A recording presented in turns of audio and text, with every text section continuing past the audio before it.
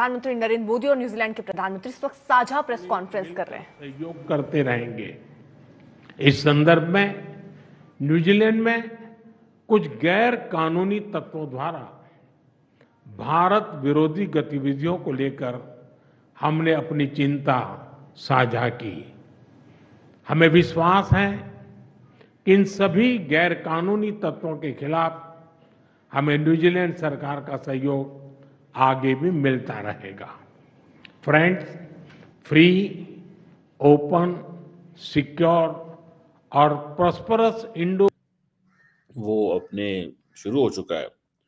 और पाकिस्तान की खबर यह है कि यहाँ पे 57 अटैक्स हुए हैं 48 आवर्स के अंदर, जिसमें पाकिस्तानी तालिबान और जो बलोच लिबरेशन आर्मी है, इन्होंने स्नाइपर शॉट्स किए हैं, फायर रेड्स किए हैं, इम्प्रोवाइज्ड एक्सप्लोसिव डिवाइसेस लगाई हैं, सुइसाइड अटैक किए हैं, और ये जो तकरीबन 16 अमवात इससे हुई।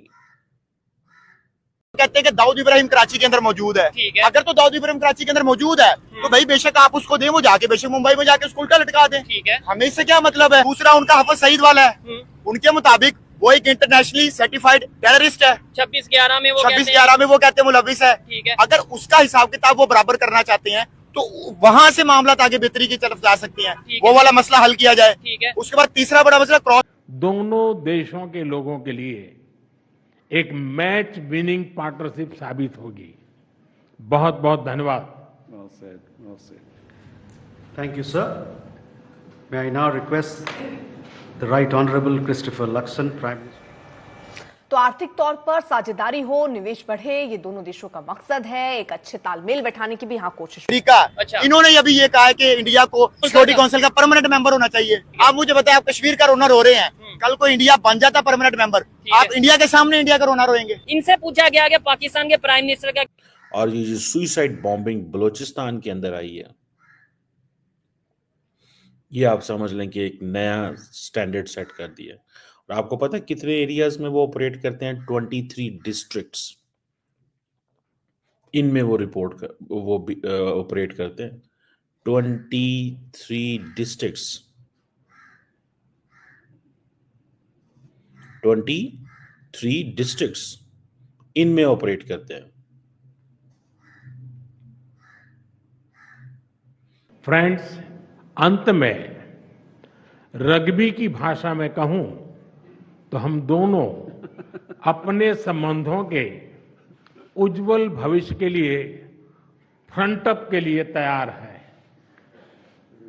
We are ready to step up together and take responsibility for a bright partnership.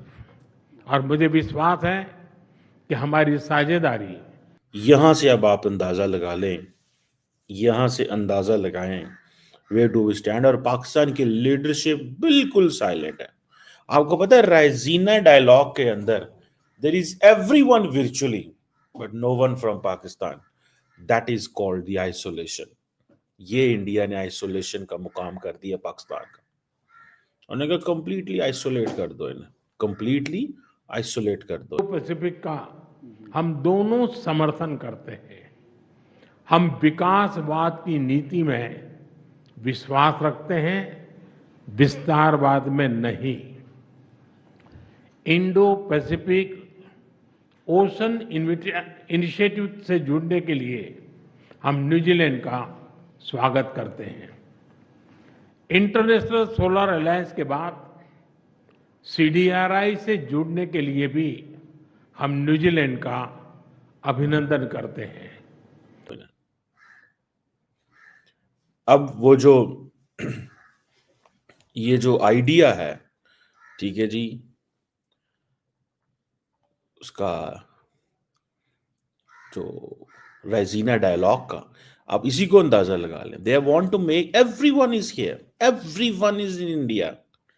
आप नाम लें और मैं आपको बताऊंगा किससे इफ्तिताह करा रहे हैं। न्यूजीलैंड के प्राइम मिनिस्टर से, UAE वहां पे मौजूद है। टेररिज्म होती है। हफज सईद से मुझे याद आया कि अभी रिसेंटली कुछ अर्सा पहले उन्होंने एक ऑपरेशन लॉन्च किया था अलविदा के नाम से।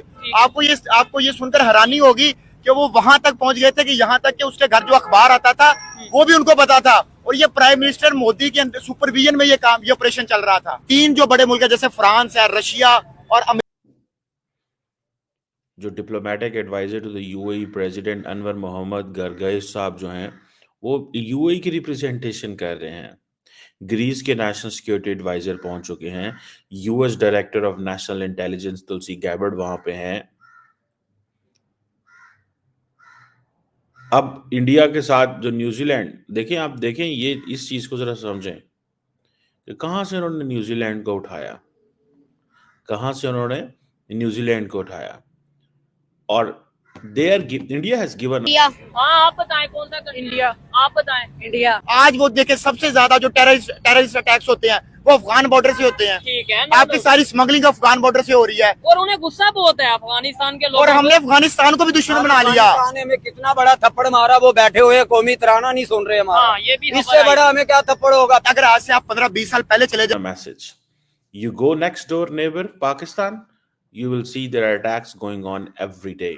And you will stay in India, you will find it's all geoeconomics, geopolitics, global south, development, business, dialogue, हम ये करेंगे। और ये जो काला चक्र पीस पीपल एंड प्लैनेट का उन्होंने आइडिया दिया है, इसमें वो सारी की सारी वो मेरा ख्याल है जो मेजर थीम्स हैं दुनिया के, वो जो 6 themes I think they are covering. जय हिंद दोस्तों। दुनिया का वर्ल्ड लीडर भारत में देखकर पाकिस्तान मीडिया दोस्तों बौखला रहा है। दोस्तों पाकिस्तान मीडिया भारत और न्यूजीलैंड की रक्षा, शिक्षा, खेल, बागवानी क्षेत्रों में 5 समझौते में हस्ताक्षर हुए हैं। दोस्तों भारत न्यूजीलैंड संबंधों को विभिन्न पहलों पर चर्चा हुई। अपने प्रेस में पीएम मोदी ने कहा कि उन्हें द्विपक्षीय संबंधों के पहलुओं पर विस्तार से चर्चा की। दोनों पक्षों में रक्षा और सुरक्षा साझेदारी को मजबूत किया। भारत और न्यूजीलैंड के कुछ गैर कानूनी तत्वों द्वारा भारत विरोधी गतिविधियों के बारे में अपनी चिंताओं को साझा किया और विश्वास व्यक्त करता है कि भारत इन सभी अवैध तत्वों के खिलाफ न्यूजीलैंड सरकार समर्थन प्राप्त करे। दोस्तों यह पीएम मोदी नरेंद्र मोदी ने कहा। दोस्तों क्या नाम है, किसी ने भी ठीक नहीं जवाब दिया। लेकिन अभी मैं इनसे पूछूंगा कि पाकिस्तान का कौन सा दुश्मन कंट्री है, कौन सा मुल्क है जो पाकिस्तान का दुश्मन है, तो देखते हैं ये क्या जवाब देते हैं। कौन सा कंट्री है, कौन सा मुल्क है जो पाकिस्तान का दुश्मन है? इंडिया। आप बताएं। हाँ बता दें। आप बताओ कौन सा कंट्री है? इंडिया। आप बताओ। पाकिस्तानी गवर्नमेंट की क्या आप साइलेंट रहे? ठीक है, उधर से बलोच मिलिटेंट मार रहे हैं, उधर से पाकिस्तानी तालिबान मार रहे हैं, उधर से भारतीय डीप स्टेट इनसाइड पाकिस्तान आके बंदे फड़का रही है। यहां से आप अंदाजा लगा लें। नाउ इज अ मैसेज है आपके लिए। वो मैं देख रहा था उधर खैबर पख्तूनख्वा के अंदर एक Hungarian oil and gas company है, उसके ऊपर भी को हमला उन्होंने कर दिया।